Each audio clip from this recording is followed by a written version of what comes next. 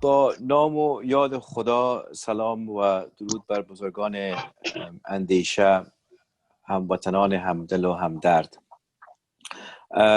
خرسندم که در اولین نشست از سلسله نشست ها درباره صلح افغانستان و ایجاد کتابخانه و مرکز تحقیقاتی افغان اکادمی اینترنشنال در لندن اشتراک می کنم و خدا را شکر سعادت خدمت و همکاری با دستاندرکاران این نهاد نصیبم شد. در 6 ماه آخر من شاهد تلاش های شبانه روزیشان بودم و از همت و احساس بلند بانوی فریخته خانم مژگان امینی و آقای شاپور امینی که در راستای معرفی و گسترش تاریخ قدیم و قویم ما، فرهنگ اصیل و جلیل ما 4 دهه است که با رنج و مشکلات فراوان رستموارانه تلاش کردند. استقبال میکنم و توفیق بیشترشان در زمینه آرزو دارم. به خاطر دارم که در سالهای 1990 میلادی پدر مهربانم پوهان دکتر عبدالاحمد جاوید، استاد فقید سردار عزیز نعیم و دیگر فرهنگیان و قلمبدستان مقیم انگلستان، همونطور که شما گفتین تقریبا ما یکی دو بار در افغان اکادمی نمایش‌های ادبی و فرهنگی داشتن و روی مسائل جالب و ارزنده صحبت میکردن. در اواسط دهه 90 میلادی همونطور که خانم امینی گفتن، زنده یاد استاد جاوید سخنرانی درباره آیین مروت و مدارا و انسان دوستی در فرهنگ ما داشت که بعداً این متن سخنرانیشان زیر عنوان ارائه صلح در فرهنگ ما توسط افغان اکادمی اقبال چاپ یافت.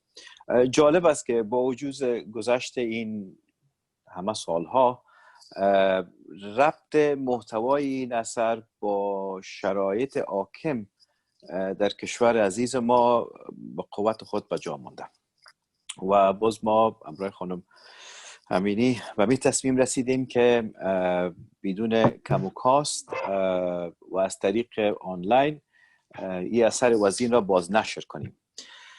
کتاب جالب است و به شکل PDF در وبسایت اکادمی موجود است و اگر دوستان علاقه داشته باشند میتوانند مطالعه کنند. در این کتاب یک غزل است که در ستایش مروت و مدارا از نجم الدین دایه نقل قول شده. نشان میده که بزرگان و عارفان روشنضمیر ما به حد طرفدار صلح و بخشیدن بودن که حتی به دشمن خود دعای خیر میکردن و من این یکی از غزل‌ها خدمت شما میخوانم. میگه: دشمن ما را سعادت یار باد، از جهان و ز عمر برخوردار باد. هر کی ملک مال ما را حاسد است، ملک و مالش در جهان بسیار باد. هر کی خاری می نهد در راه ما، خار ما در راه او گلزار باد. هر کی چای می کند در راه ما، چاه ما در راه او اموار باد. هر کی از و ناز ما را طالب است، روز شب با از و نازش کار باد.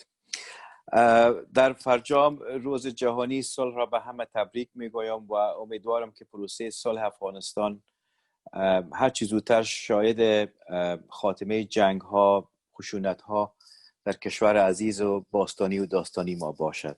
روزگار و نیکویی و شادمانی. تشکر.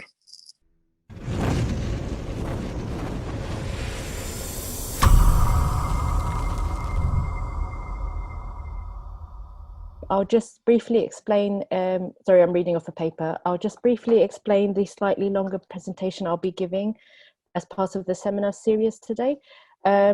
But I think it's important to briefly explain my research background in order to contextualize why I will be focusing on the Hazara community in this presentation as part of a more broad Afghanistan Peace Conference.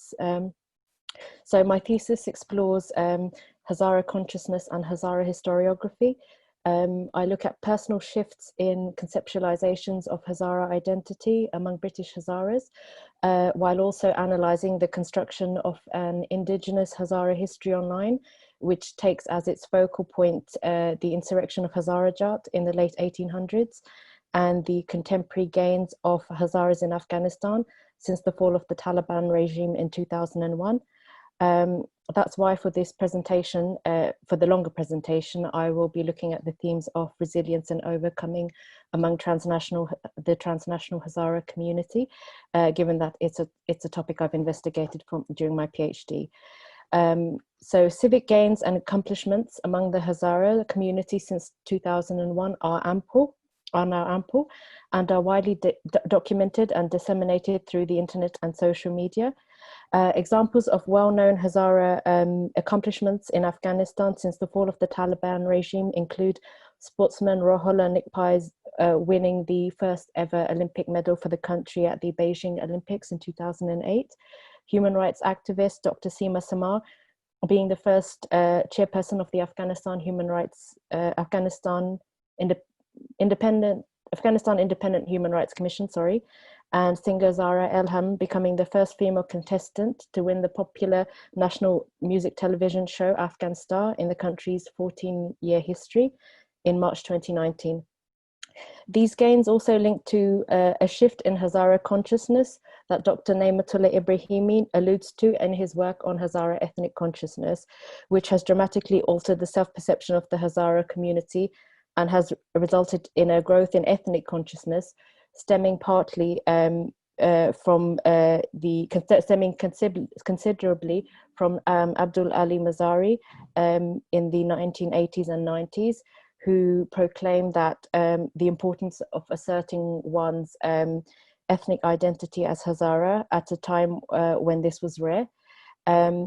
Ibrahimi also notes that Hazaras more generally offer the most potent example of a shift from violent conflict towards peaceful and civilian politics, and as a result are one of the success stories of post-2001 Afghanistan. In his 2017 book titled The Hazaras and the Afghan State, Rebellion, Exclusion and the Struggle for Recognition. So in turn, my longer presentation will take as its focus statistics from the annual Afghanistan survey, diasporic responses to Hazara community achievements, the popular television show Afghan Star, a case study of a Hazara Nowruz event I attended in 2018 in a small town close to Birmingham, and quotes from my own doctoral research and the Hazara research participants to highlight how we are now seeing a newfound confidence emerging among the transnational Hazara community, which in turn is positively impacting how the community perceives what it means to be Hazara and Hazara identity more broadly, and how the community presents itself to the outside world. Thank you.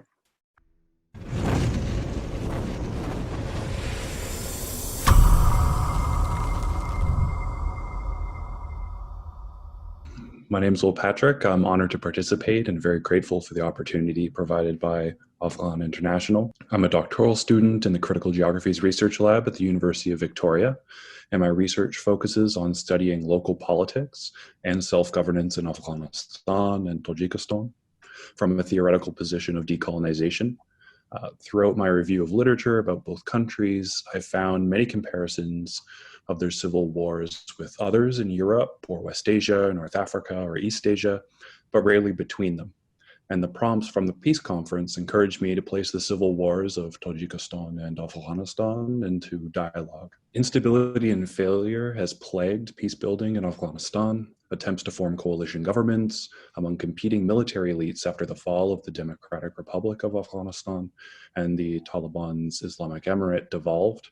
While Afghanistan's situation may seem unique, across the Amudarya, Tajikistan also suffered a civil war from 1992 to 1997 after the fall of the Soviet Union.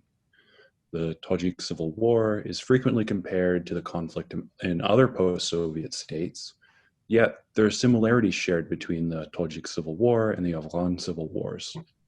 This presents an opportunity to put the dynamics of these conflicts, peace processes, and the outcomes into dialogue.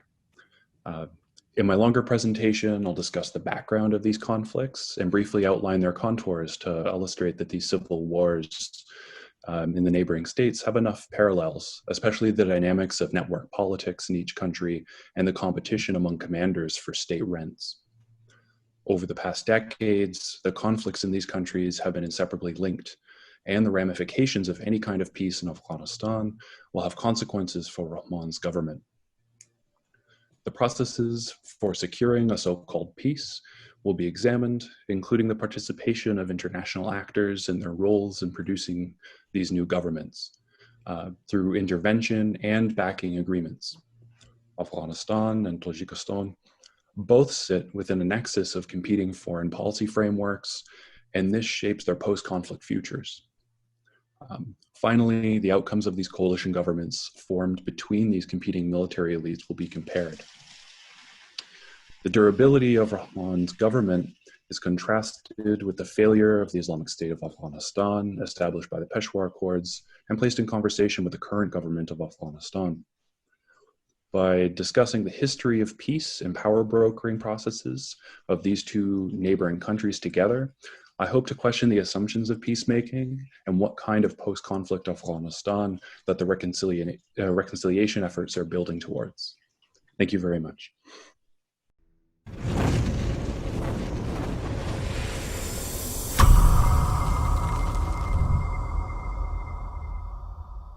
Yes, so first of all, I would like to thank the organizers for all the work you do and have done, and for giving also me the opportunity to contribute to the Peace Conference and Festival and the establishment of the Afghan Library and Center for Peace, Arts and Culture.